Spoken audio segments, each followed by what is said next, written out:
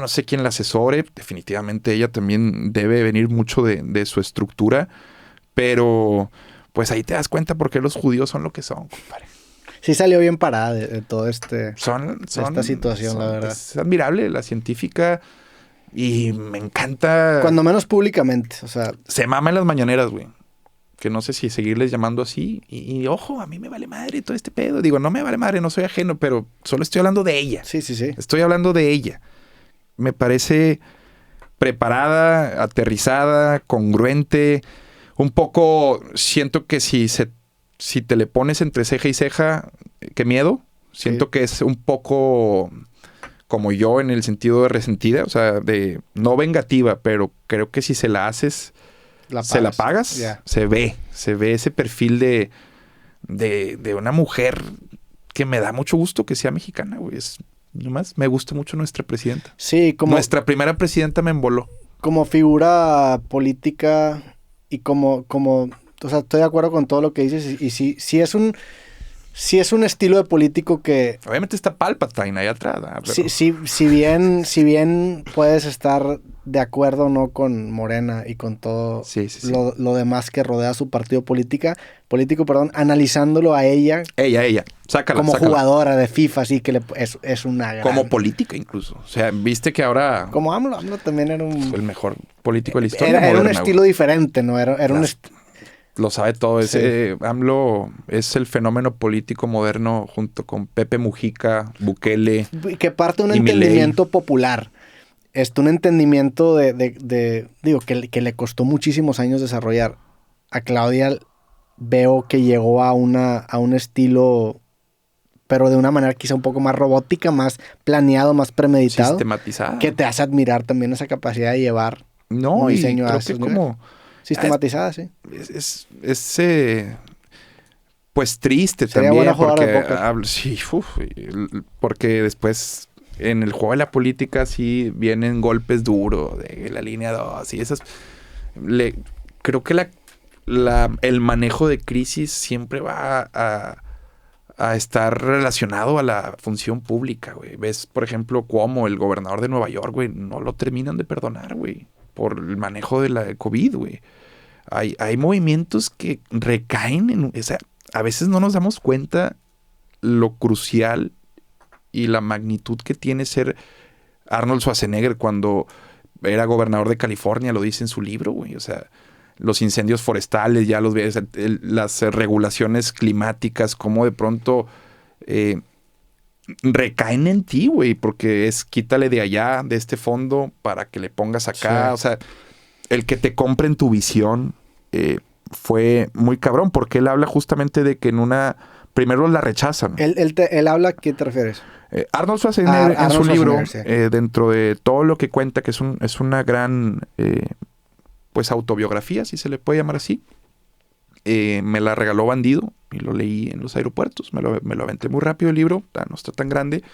Pero cuando él incursiona como político, en su primer intento por hacer una reforma muy, muy cabrona, no recuerdo si ya era la cuestión energética o era una redistritación, o sea, cosas que son muy, muy políticas, pero que el güey en su campaña de dar a conocer estas reformas lo explicó muy técnico. Entonces, o sea, haz de cuenta que él mismo identificó que estaba hablándole a otros congresistas y no a la gente, güey. La gente no le compró porque les habló en un lenguaje en el que no conectó con ellos. ¿La reforma tenía que ver con los fuegos? California. Él fue gobernador de California. Sí, pero esta reforma que le estaba comunicando, ¿de qué era? Justamente eso es lo que me haría falta investigar, pero es un caso que él tuvo. Era, no sé si del fondo de desastre, o sea, quería algo cambiar algo. El vato iba a hacer algo que representaba un cambio y que tenía que someterse a la votación del Congreso de California. O sea, así como tal. Entonces, en el primer intento le rechazan y sufre su primer gran fracaso como gobernador, de que el vato hasta se le mueve el piso de decir, madres, o sea, me están diciendo que lo que estoy tratando de hacer y proponer, pues no sirve. Entonces, se replantea muy cabrón y con su poder de comunicación, el güey termina en una segunda campaña vendiendo mucho mejor los beneficios, güey. A él le faltaba simplemente no ser político, ni técnico, ni tan técnico, y explicar que con esta redistribución tal vez ibas a hacer menos de tu casa al trabajo, y eso iba a impactar en tu vida. A él le faltaba puntualizar dónde se iba a ver beneficiada la gente, güey. Entonces, creo que parte de la labor de alguien que ocupa estos cargos es saber explicar, güey. Mucho de los grandes genios es que hicieron no genios, sino los grandes comunicadores, es que lo complicado lo explican fácil, güey. Es una virtud, güey, explicar de forma llana algo que es complicado. Tyson deGrasse, o sea... Sí, Neil deGrasse Tyson. Esa mamada, güey. Pero ese señor, güey. Sí, es el rey de eso. A mí me encanta, güey. Sí, los divulgadores son ese puente entre la sociedad en general y un experto.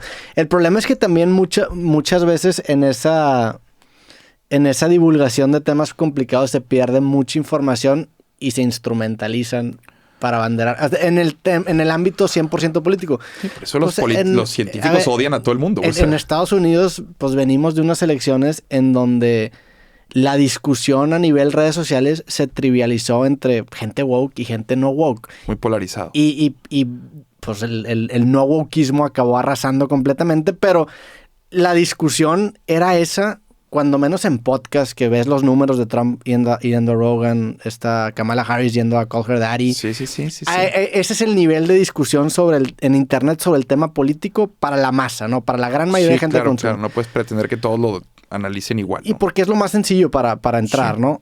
Pero las implicaciones de elegir un político eran mucho más grandes que esa discusión que era lo menos importante probablemente. ¿Y tú crees que es un diseño que hacia allá quiere llevar la conversación, ¿no? Claro. A ver, Trump sabía que llevándolo a esa discusión iba a acabar ganando. Las narrativas, güey. Sí. Si tú tienes que construir un villano, güey. A la gente le tienes que construir un villano y Trump supo muy bien construir que el villano, pues somos nosotros, güey. Y entonces le agitó muy cabrón no solo a los de allá, a los americanos, sino a los mexicanos con papeles, güey. También así somos, güey. Yo ya tengo, que ya no vengan más. Al fin yo ya tengo. Muchos, y me van a perdonar mis paisas, pero no compartes la misma preocupación si tú tienes ya tu green card, güey. Sí. Y hay muchos latinos que así de lejitos es de que, pues, si supieran que yo vote por Trump, güey. Sí. Pero en todo, o sea, en general, la línea del conservador en ese sentido se movió. Sí, pero porque hubo una falta de resultados, Roberto. O sea, y porque llega un punto donde también se cae en lo ridículo, ¿no? Mucho, pero... Definitivamente. Lo empezaron a enseñar en las escuelas, güey. Sí. El Critical Race Theory, güey. Todos estos movimientos han comenzado en las universidades y el tema es que pasa en México, güey. Pues eso hacen. La UNAM, no conozco a nadie de la UNAM, güey. Neta, y he conocido a varias gente que no tenga ideas socialistas muy marcadas. Sí. Muy marcadas, carnal. Y pues ahí es donde el gran Gustavo Díaz Ordaz declaró aquella vez de que no hay límites que no se pasan, güey. Entonces hay que tener mucho cuidado porque estas ideas, cuando las llevas al extremo, igual que las ideas conservadoras y neoliberales y de derecha, si le quieres decir así, pues si las llevas al extremo, o sea, en el balance está todo. Sin embargo, es bien fácil que pero es que también es imposible tener un sistema neutro, ¿no? Entonces pero vas navegando primero para acá y luego se va moviendo para acá y luego caes en lo... ¿Cuál es el eslogan, el lema, mejor dicho, de la UNAM? ¿Cuál es? Por mi raza hablará el espíritu. Por mi raza hablará el espíritu. O sea... Está criticable, ¿no? O sea, escárvale. Sí. Escárvale y a ver. Y no mames, no me voy a poner yo en un podcast aquí en San Pedro a criticar a la máxima casa de estudios, güey. Pero en México no es el objetivo de las universidades que o sea, pues sí es un libre pensamiento. Nada más que me queda claro que hay instituciones que no le dan cabida y lo voy a entender. A ver, la colegiatura de la UNAM cuesta 1.50. Y si le subes 27 centavos, mañana tienes a 500,000 güeyes afuera del Zócalo. Por poner un ejemplo.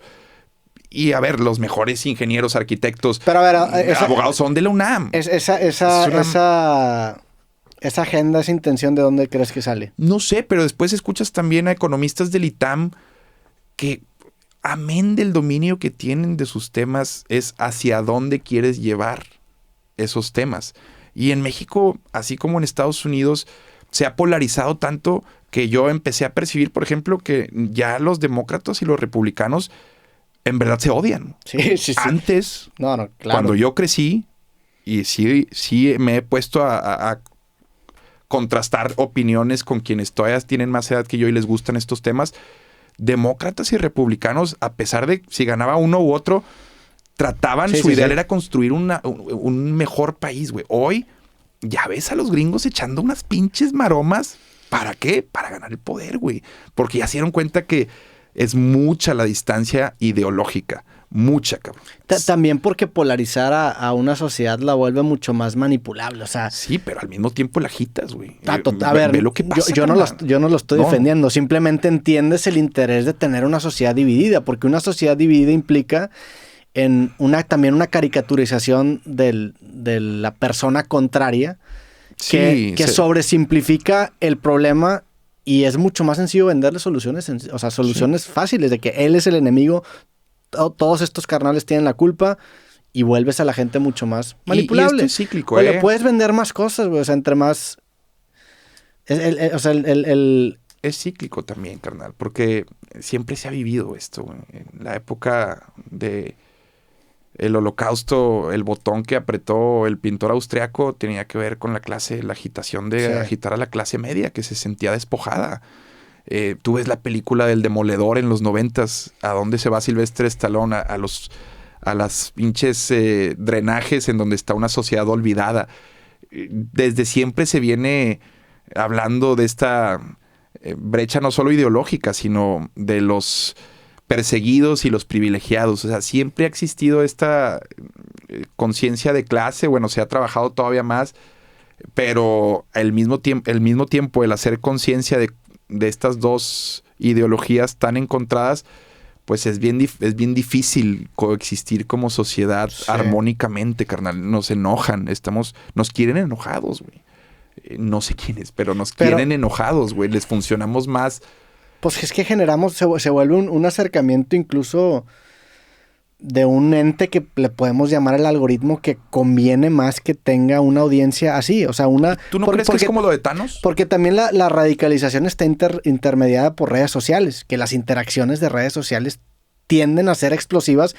Entre más polarizado estés y metes a gente a cámaras de ecos y las vas cada vez categorizando más para que encajen mejor en tu descripción de la audiencia a la que quieres llegar. O sea... Está bien cabrón, porque a mí me pasa con grupos en donde ideológicamente jamás vamos a llegar y en verdad somos similares. Pero somos bastante similares. Muy similares. Y no hablo de regios ni de mexicanos.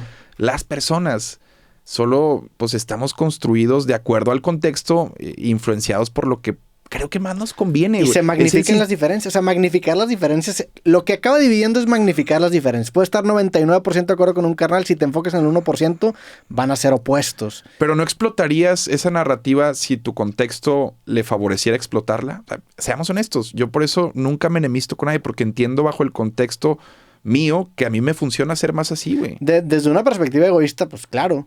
Cada quien va persiguiendo al que está en papel de víctima, le funciona mucho. Hoy funciona mucho. Claro. Hay una industria de la victimización de mi raza, de mi profesión, de mi orientación sexual. Hay toda una industria en la que si generas esa compasión necesaria, después te compran lo que quieras, güey. Sí. Tu curso, tu show, tu libro. Pero pensar así manda a la verga cualquier tipo de movimiento social. Que, a ver, yo comparto no es donde debe estar sustentado, Roberto. Es nada más lo único que digo de que no... O sea, no estás intentando cambiar el sistema. Nada más tú quieres ser el que está arriba. A mí por eso me intriga tanto y me apasiona tanto el reto de poder un día ser un agente armónico en este país, güey. O sea, y eso es algo que tengo, siempre lo voy ser un agente armónico. O sea, es muy cabrón porque imagínate ser ese güey que quiera unir, o sea, a ver, ¿qué botones picó Morena para llegar? Nos queda claro cuáles, güey. Hartazgo, la vieja política. Pero no diría que unió, diría que separó. Los separó, por eso. Separó, sí. No estoy diciendo, o sea,